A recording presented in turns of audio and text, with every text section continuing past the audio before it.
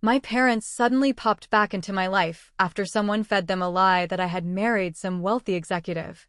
So I decided to play along and use the moment to teach them a lesson they wouldn't forget. I'm 27 now and working as a financial advisor for a major firm. It's been 8 full years since I last had any real contact with my parents.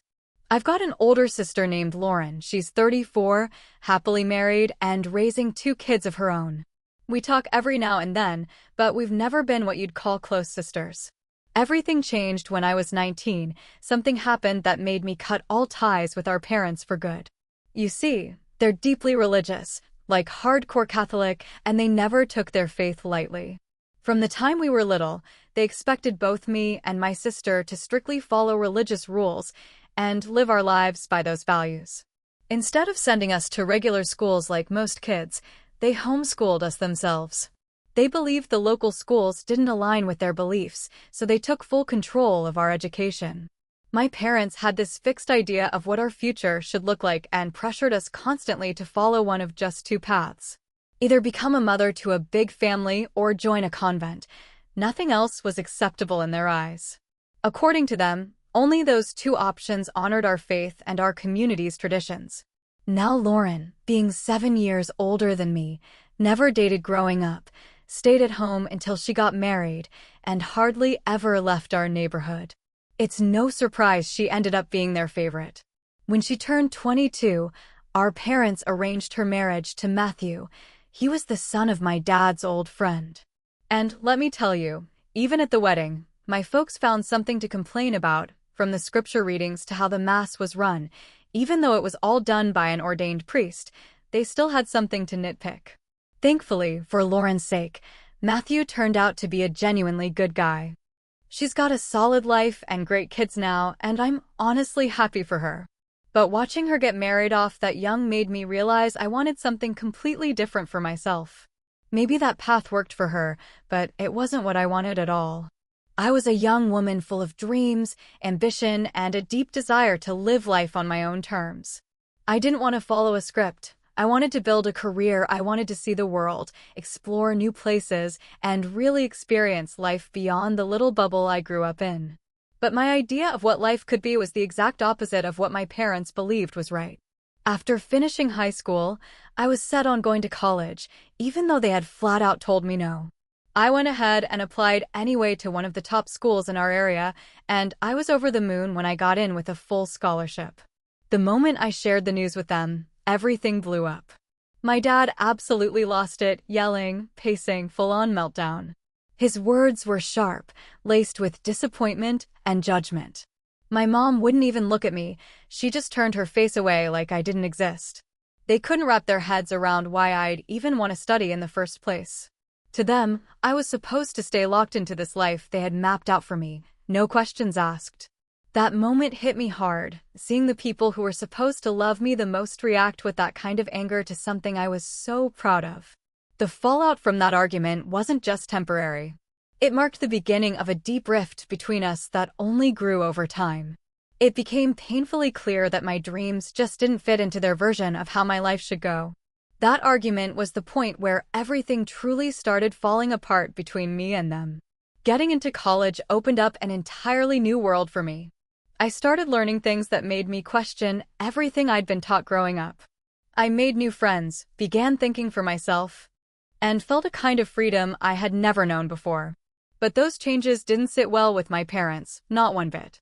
They saw my independence and the influence of college as a direct threat to everything they believed in. Every time I came home for the holidays, the air was thick with tension.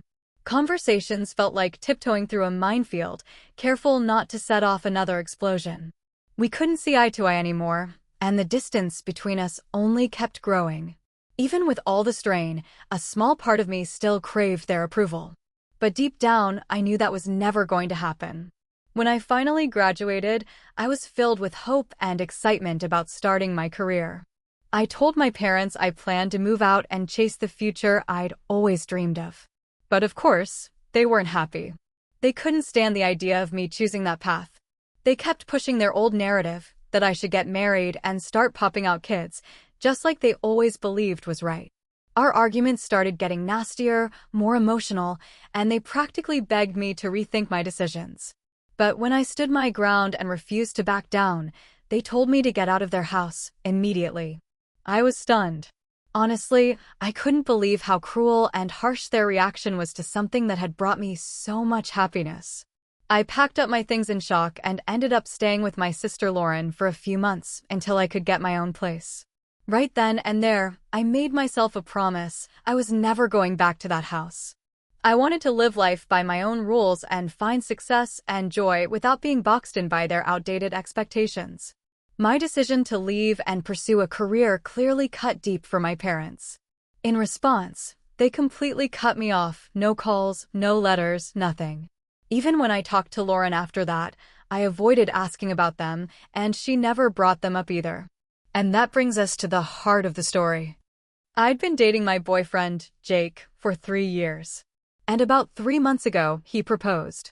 We decided to skip the big wedding drama and just do a simple courthouse ceremony, followed by a quiet dinner with a few close friends. I've never been into those flashy, over-the-top weddings anyway. Plus, the fact that I couldn't invite my own family was another reason I wanted to keep things low-key. Everything seemed to be going smoothly in my life until I got a call from an unknown number. I picked up, and to my shock, it was my parents. After all these years of complete silence, I could barely process that it was really them. Turns out, they had found out I was getting married and said they wanted to congratulate me. I thanked them politely, but inside, I was a storm of emotions. They kept asking how I was doing, and I gave short, clipped answers. I wasn't about to open up. Things stayed civil until they suddenly asked me what it was like being married to someone with such a powerful position at my company. I paused, confused, and asked what they were talking about. That's when they excitedly said they were just so thrilled I had married my boss. My jaw nearly hit the floor. I had no clue where they got such a wild idea. They told me someone they knew had passed along the info, and they were just so thrilled for me. Honestly, I barely said a word while they took turns going on and on about how proud they were that I had finally gotten married. My dad couldn't stop talking about how excited he was to meet my husband and get to know him. And my mom? First thing she asked was whether I planned to quit my job soon to focus on raising kids and keeping my husband happy. I was floored. Bit by bit, it hit me. The only reason they suddenly wanted to reconnect after 8 years of silence was because they believed I'd married someone powerful. In their eyes, being with my boss somehow bumped up my value as a person. And now, out of nowhere, they expected me to fall into the role of the perfect little wife. Their patronizing tone and all those outdated expectations lit a fire in me. But instead of blowing up, I played along. I painted this shiny little fantasy for them, and some of it was true. My husband and I do have a comfortable life. But I didn't stop there. I threw in a whole bunch of made-up details just to see how far they'd take it. I told them we had 20 housekeepers, a massive mansion with a pool, the works. And they soaked it all in like kids at a candy store. The more I talked, the more excited they got, especially when they started practically begging to meet my rich husband. It was honestly pathetic. Their sudden desire to be part of my life had nothing to do with love or forgiveness. It was all about appearances. They wanted bragging rights at church, nothing more. And that stung. I was angry, but I also saw an opportunity. I decided right then, I was going to teach them a lesson. I wanted them to feel just a hint of the pain they caused me when they cut me off just because I didn't follow their perfect little plan. Now they were desperate to come back into my world, but only because they thought I'd become someone they could boast about. So I agreed to arrange a meeting that weekend, and while I was smiling through the phone, my brain was already mapping out the plan. I talked it over with Jake that night. He understood why I lied and what I was trying to do, but he wasn't totally sure it was the right move. This would be the first time he'd ever meet them, and starting that relationship with a lie didn't sit well with him. Still, after some convincing, he agreed to go along with it. I also decided to loop in my boss, who, by the way, is a woman. Over the years working at the company, we'd actually become good friends. When I explained the whole situation to her, she found it absolutely hilarious. I asked if I could borrow her house for a day, just for this little performance I had planned, and she was more than happy to help. So I sent my parents the address and set the time for the big meeting they had been begging for. The day finally came, and my parents pulled up to the house fully convinced they were about to meet my ultra-wealthy husband, the boss they thought I had married. Their eyes nearly popped out of their heads when they saw the size of the place and the perfectly manicured lawn. Jake and I met them at the door. My dad shook Jake's hand so hard, I thought he might dislocate his shoulder. My mom hugged me tight and congratulated me on the marriage like we hadn't been strangers for 8 years. Even though Jake had been unsure at first, he stepped into the role like a pro. He smiled, made small talk with ease, and acted like the big-shot executive they believed he was. We sat down to eat, and right away my parents noticed the catering staff moving around, bringing us our food. My dad didn't waste a second before launching into questions, asking Jake about the house, his investments, and how someone like me managed to land a man like him. The whole interrogation made me want to roll my eyes, but Jake stuck to the script. He spun this elaborate tale about his supposed wealth, his rise through the business world, and the story of how we fell in love. It was all part of our carefully crafted charade. Halfway through the meal, my dad leaned forward, eyes practically glowing, and said, "You know, I've always dreamed of seeing a real classic car collection.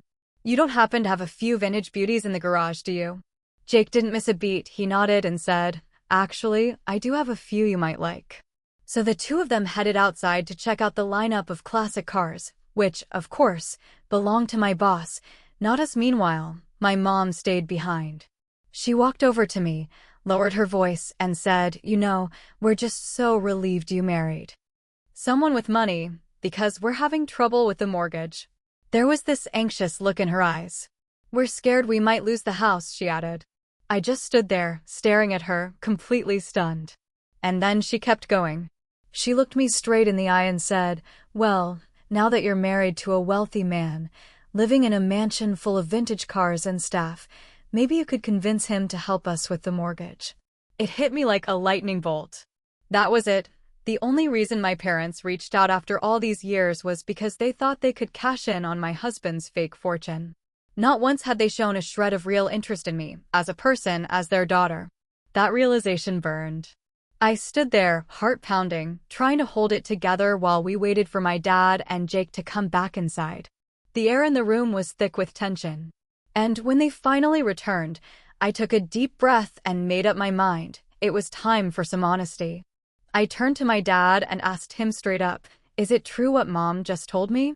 He hesitated, just for a second, and then he said, "Well, I honestly didn't think you'd ever get married, let alone to a man with money. Now that your husband's clearly doing well, it wouldn't hurt if he helped us out a little." Jake and I just sat there, stunned. Then my dad started explaining how he really didn't have the money to cover the mortgage. He said he couldn't go asking his friends for help, it would damage his reputation. Hearing all that desperation, mixed with the entitlement in his voice, something inside me snapped. It was painfully obvious. They still saw me as someone who only mattered if she could be useful. And now that I apparently had something they wanted, they thought they could just waltz back into my life and take it. So I decided to see this little game through to the end. With a bitter little smile, I looked at my dad and said, "You know what, Dad? We can help with the mortgage. But there's one condition." His eyes narrowed, and I continued, "You have to apologize to me. Publicly. I want you to stand in front of our entire family and our friends and admit that you were wrong for cutting me out of your life 8 years ago. I want you to say it loud and clear, so everyone hears it." They were speechless. But honestly, they didn't have many options. They reluctantly agreed to my terms. So over the next few weeks, I organized a family gathering, invited relatives, family friends, everyone. My sister, Lauren, had no idea what was really going on. She was totally confused about why our parents had suddenly reappeared in my life. I hadn't told her the full story, and that was intentional. I knew if I let her in on the revenge plan, her sense of right and wrong might kick in, and she might accidentally let something slip to our parents. On the day of the gathering, I'll admit, it felt kind of nice seeing my extended family again after so many years. There were old family friends I hadn't seen since I was a kid, and a few distant cousins I barely even recognized. Everyone kept congratulating me nonstop, going on and on about how lucky I was to marry my rich boss. They kept asking when we were planning to start having kids, like that was the next milestone I needed to check off. It started to grate on me, hearing the same narrow-minded questions over and over, but I forced myself to smile politely and play along. I wasn't about to break character, not yet. Then, right in the middle of all the chatter and catching up, my dad stood up and raised his glass for a toast. He called for attention and started off by saying how happy he was to be surrounded by family and friends. He congratulated me and Jake on our marriage, smiling like the proud father he was pretending to be. Then he started drifting into a speech about how proud he was of me for turning my life around. He brought up how ashamed he used to feel when I said I wanted a career, how he thought I'd embarrass the family by refusing to follow tradition. And finally, he said the part that really hit me. He declared that now, after all this time, he forgives me. Because, according to him, I had finally chosen the life he and my mom always wanted for me. The whole room went silent. You could feel the air shift. He stood there completely unaware that this night was about to take a turn he definitely hadn't seen coming. When he finished his speech, there was a respectful kind of pause. Most people probably expected me to stand up and thank him, maybe even cry a little. But that's not what I had planned. This was the moment I'd been waiting for. It was time to pull back the curtain and say out loud what had been unsaid for 8 long years. Everyone turned their eyes toward me. I stood up slowly and said, "Thanks, Dad, for the kind words and for being here tonight. But I have something I need to confess." There was a murmur through the room. I continued, "Yes, I'm married. That part's true. But Jake isn't my boss. My boss is a woman. She's actually one of my closest friends. And the house you saw? It belongs to her. All of this, the fancy mansion, the cars, the luxury, it was staged." The room got still. I could feel the tension hanging thick in the air. "Someone lied to you," I said, my voice steady. "They told you I married my boss, and when I found out what you believed, I decided to play along. Because I needed to know, I needed to see what you really wanted from me. And that's why I insisted on this gathering. Not to celebrate a marriage, but to finally tell the truth about what our families become." I looked over at my dad. The proud expression on his face was gone. It had been replaced with pure shock. And around us? Dead silence. Right there in front of everyone, I laid it all out. I told them how my parents cut me off for 8 years, all because I wanted something more for myself than early marriage and a life lived under their thumb. I explained that the second they thought I'd married some wealthy boss, they suddenly came running back. That call I got from them? It wasn't about love. It wasn't about reconciliation. It was because they needed money, they were behind on their mortgage, and looking for someone to bail them out. They didn't miss me. They missed the idea of what they thought I'd become. And they were hoping I'd get my rich husband to pay their bills. That truth hit the room like a brick. You could practically hear people breathing harder, trying to process what I'd just said. But I didn't stop there. I went on to say that no, I didn't marry my boss. But yes, Jake and I do have a great life. We both work hard, and we both make good money, not because of luck or connections, but because we fought for it. And I made sure everyone understood that my success, our success, happened because I walked away from the path my parents forced on me. Because I chose to build a career instead of rushing into motherhood to meet someone else's idea of purpose. The room filled with all kinds of emotions, confusion, surprise, awkward silence, and, in some faces, something like understanding. But every single pair of eyes eventually turned to my parents. And, let me tell you, they looked small. Not just quiet, but exposed. Humbled.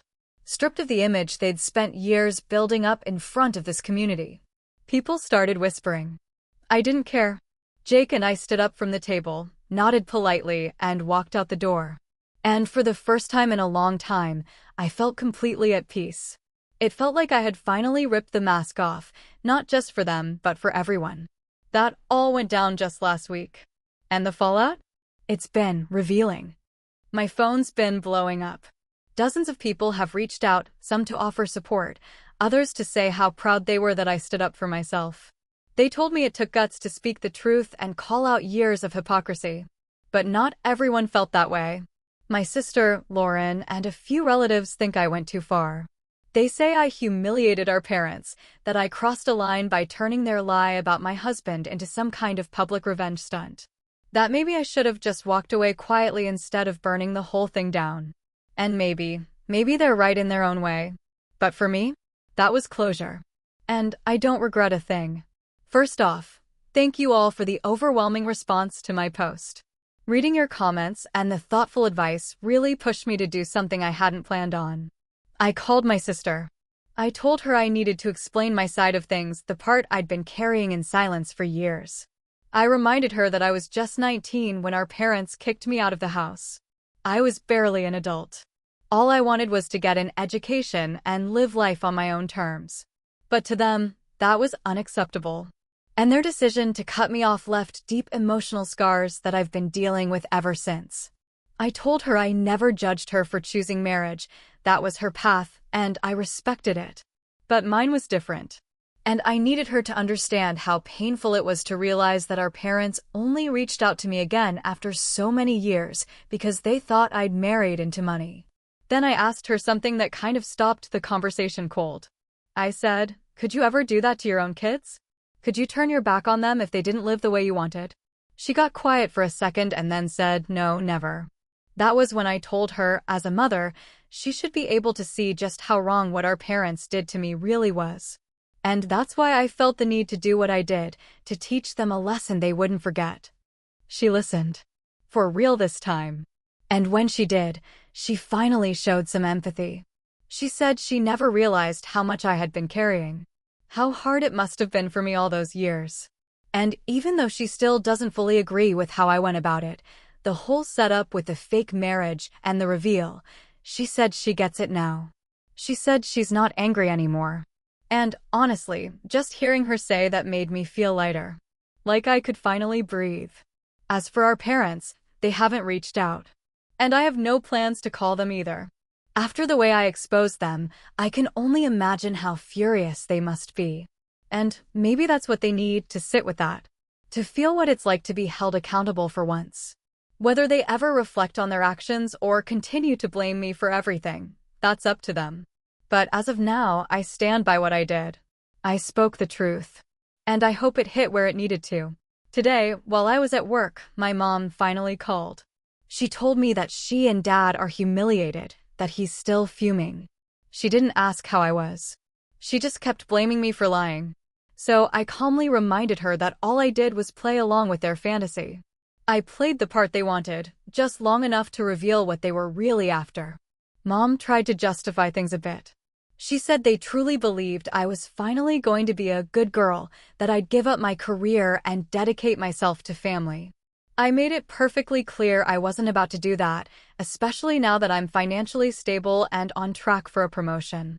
I reminded her again, I don't regret any of this. Because everything that happened only exposed who my parents really are.